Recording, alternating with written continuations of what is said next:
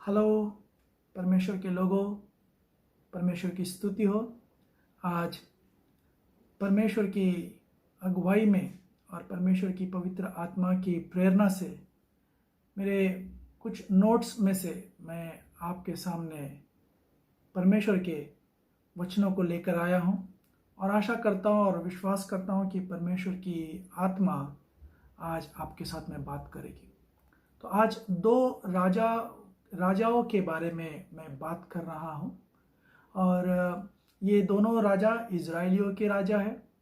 और पहला राजा जिसके विषय में हम लोग बात कर रहे हैं वो इज़राइल का पहला राजा जिसका नाम राजा सौल है। और उसके विषय में हम लोग ये देखते हैं, यहाँ पर वचन इस प्रकार लिखा हुआ है। पहला शमूएल उसका 15 अध्याय 26 से लेकर 28 वचन में पढ़ रहा हूँ। पहला शमूएल 15 अध्याय 26 से लेकर 28 वचन।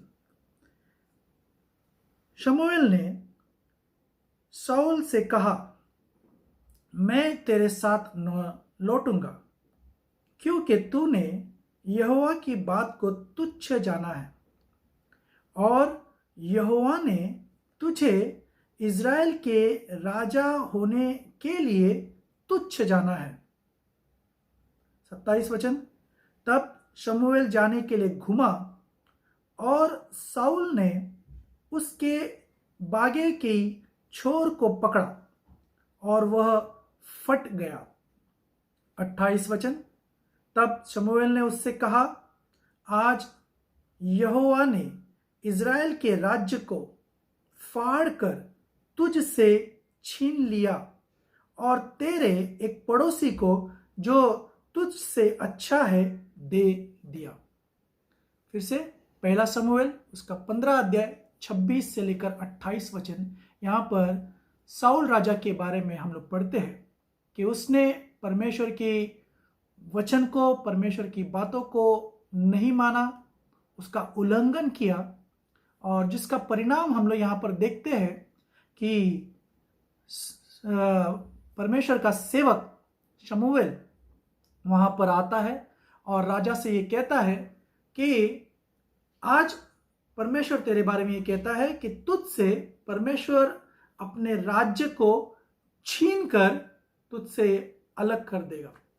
ये राजा शाऊल के बारे में है। अब हम लोग दूसरा एक और राजा देखते हैं और उस राजा का जिक्र जो है हम लोग पहले राजा की किताब उसका 11 अध्याय और 11 वचन से हम लोग आगे पढ़ेंगे। 11 और 12 वचन। पहला राजा उसका 11 अध्याय और 11 और 12 ये दोनों वचनों को हम लोग पढ़ रहे हैं। और यहोवा ने सुलेमान से कहा। ओके, तो जो दूसरा राजा के बारे में हम लोग बात कर रहा है वो है सुलेमान राजा। पहला राजा था शाऊल राजा और दूसरा राजा है सुलेमान राजा। और यहोवा ने सुलेमान से कहा, तुझसे जो ऐसा काम हुआ है और मेरी बंधाई हुई वाचा और दी हुई विधि तूने पूरी नहीं की, इस कारण मैं राज्य को निश्चय तुझसे छीन कर तेरे एक कर्मचारी को दे दूंगा।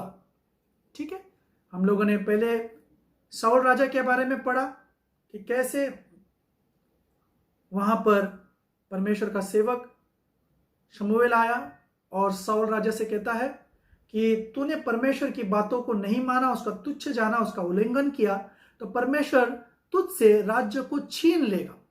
यहां पर भी 11 अध्याय में सुलेमान राजा के विषय में लिखा हुआ है कि उसने अपनी उम्र के ढलते ढलते जब वो बुढ़ापे में आया तो वो परमेश्वर की विधियों से हट गया, परमेश्वर के भय से हट गया और वो अन्य देवी देवताओं के पीछे लगा और उनकी वो आराधना और उपासना करने लगा, जिसकी वजह से हम लोग यहाँ पर पढ़ते हैं कि परमेश्वर सुलेमान से कहता है कि तुझसे तेरा राज्य छीना जाएगा, तुझसे तेरा राज्य ले लिया जाएगा। आगे 12 वचन में, तो भी तेरे पिता दाऊद के कारण तेरे दिनों में तो ऐसा न करूंगा, परंतु तेरे पुत्र के हाथ से राज्य छीन लूंगा। देखिए, दो राजा है, ये साउल राजा है, ये सुलेमान राजा है। साउल राजा के हाथ से गलती हुई। साउल राजा परमेश्वर की बातों को नहीं माना, परमेश्वर की बातों का उल्लंघन किया और परमेश्वर के वचनों को तुच्छ जाना। तो परमेश्वर ने संदेशा भिजवाया राजा साउल के लिए कि तुझसे तेरा राज्य छीन लिया जाएगा। यहां पर सुलेमान राजा है, इसने उपासना और आराधना अन्य देवी देवताओं को की। परमेश्वर के भय से वह हट गया और परमेश्वर ने उससे बात की और उससे कहा कि तुझसे तेरा राज्य छीन लिया जाएगा। दोनों भी, साउल राजा से भी राज्य छीना जाएगा और सुलेमान राजा से भी राज्य छीना जाएगा। पर इन दोनों के अंदर हम लोग एक अंतर देखते हैं। साउल राजा के बारे में लिखा हुआ है कि उससे वो राज्य जो है तुरंत छीना जाएगा, उससे तुरंत छीना जाएगा। लेकिन जो सुलेमान राजा है उसके बारे में ऐसा लिखा हुआ है कि तेरे जीते जी ऐसा नहीं करूंगा। परमेश्वर कहता है तेरे जीते जी ऐसा नहीं करूंगा, तेरे जिंदगी में तेरा राज्य छीना नहीं जाएगा। साउल राजा का उसकी जिंदगी में राज्य छीन लिया, लेकिन सुलेमान को परमेश्वर ने ऐसे कहा कि तू जिंदगी भर राजा बना रहेगा, लेकिन तेरी जिंदगी के बाद में तेरे बेटे से राज्य छीन लिया जाएगा।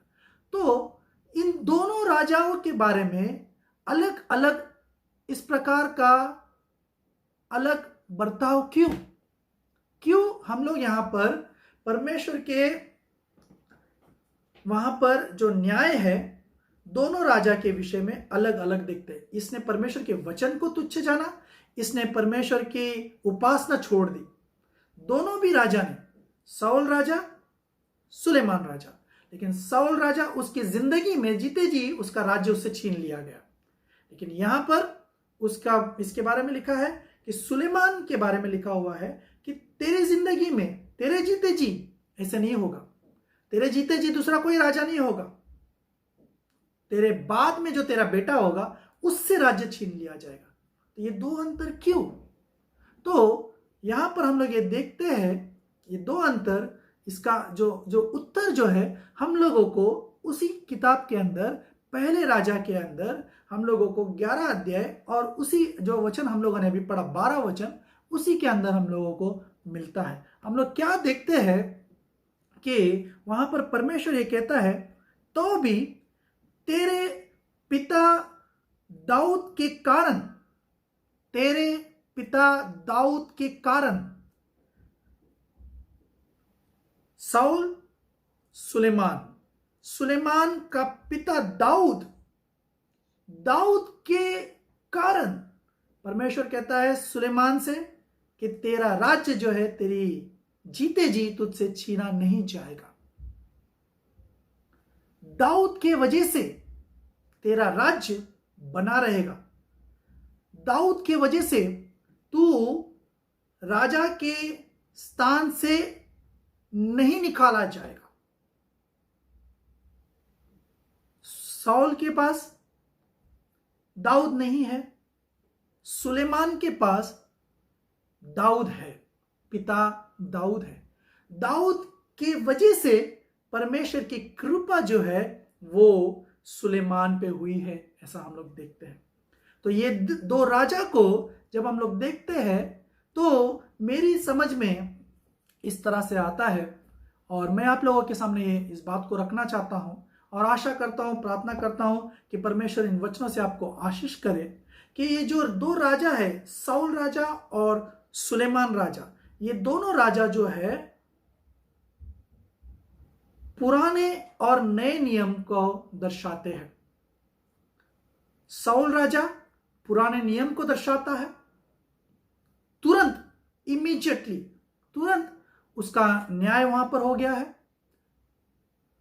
सुलेमान राजा जो है वो नए नियम को दर्शाता है, और बीच में जो है वो दाऊद राजा है जो यीशु मसीह का प्रतीक है।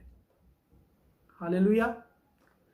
साउल राजा के पास दाऊद नहीं था, सुलेमान के पास दाऊद था, जिसकी वजह से सुलेमान उसकी जिंदगी जीते जी वो गद्दी बनी रही, दाऊद राजा की वजह से।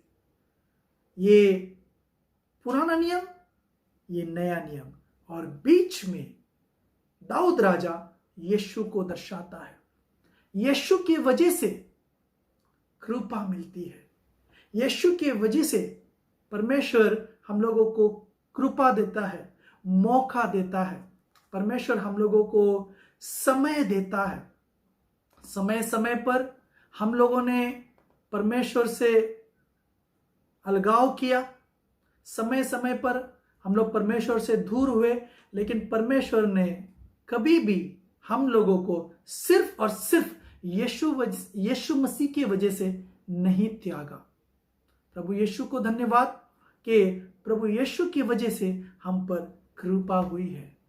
वचन कहता है इफिसियों की किताब उसका दूसरा अध्याय, हम लोग जब पढ़ते हैं इफिसियों की किताब उसका दूसरा अध्याय और 7 और 8 वचन जब हम लोग पढ़ते हैं तो हम लोग वहां पर पढ़ते हैं कि वह अपनी उस कृपा से जो मसीह यीशु में हम पर है।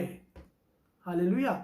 कौन सी कृपा से, कौन सी कृपा हम पर है, कौन सी कृपा हमारे ऊपर है?